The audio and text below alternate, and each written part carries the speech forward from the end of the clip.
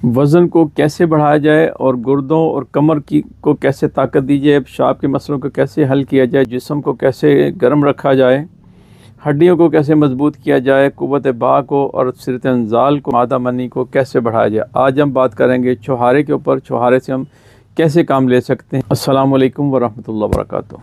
अल्लाहुम्मा सल्ली अला सय्यिदना मुहम्मदिन व अला आलि सय्यिदना मुहम्मदिन व सहाबे सय्यिदना मुहम्मदिन बिअदति कुल्लि ज़िक्रि अल्फ़ अल्फ़ मर्रा। तो आज हम बात करते हैं छुहारे से क्या क्या फ़ायदे हासिल कर सकते हैं और कितनी मिक़दार में छुहारे को खाया जा सकता है, और जिस्म को गर्म रखने के लिए इसको कैसे इस्तेमाल किया जाता है, और जो खांसी के मसाइल हैं उसको ठीक करने में ये कितना फ़ायदेमंद है। अल्लाह पाक ने इसमें बहुत से फ़ायदे रखे हैं, बहुत सी शिफा रखी है। तो शुरू करते हैं। अगर आप जिस्म को गर्म रखना चाहते हैं तो एक छुहारा एक लौंग में डाल के उसको बारबेक्यू की तरह भून के तो उसको आप इस्तेमाल करें। एक तो ये जिस्म को गर्म करेगा और दूसरा आपके पेशाब को मसाइल को कम करेगा।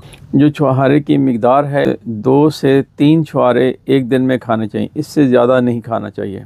और अगर आप जिस्म की ताकत के लिए चाहते हैं तो इसको 3 से 4 छुहारे जो हैं वो बारीक बारीक काट के दूध में अच्छी तरह उबाल के तो इसको आप डेली ले सकते हैं। ये जिस्म को ताकत बख्शता है और जिस्म को गर्म करता है और हड्डियों को मजबूत करता है। इसमें फ़ाइबर बहुत ज़्यादा होता है और मैदे को ये खाना हज़म करने में तक़वियत देते हैं, और मर्दाना कमज़ोरी के लिए ये बेहतरीन है। गोंद छुहारा, संघाड़ा, गोंद किक्कर, मगज़ बादाम, मगज़ पिस्ता, शहद, गुड़ या शक्कर, ये सारी चीज़ें मिला के आप 30 ग्राम कर लें। 30 ग्राम करने के बाद इसको आधा किलो दूध में डाल के अच्छी तरह जोश दें। जब ये दूध ज़रा गाढ़ा हो जाए, 1.5 पाव दूध रह जाए, तो इसको आप रोज़ रात को सोते वक्त इस्तेमाल करें तो इंशाल्लाह क़ुव्वत बा पैदा करेगा, मनी को बढ़ाएगा, आपके दर्दों को ख़त्म करेगा, जिस्म को गर्म करेगा, तो बेहतरीन साबित होगा। तो मिलते हैं नेक्स्ट वीडियो के साथ। वीडियो अच्छी लगी तो इसको लाइक करें और शेयर करें, और मेरा चैनल है हिकमत की बातें, मेरे चैनल को सब्सक्राइब करें ताकि हर आने वाली वीडियो आप तक पहले पहुँचें।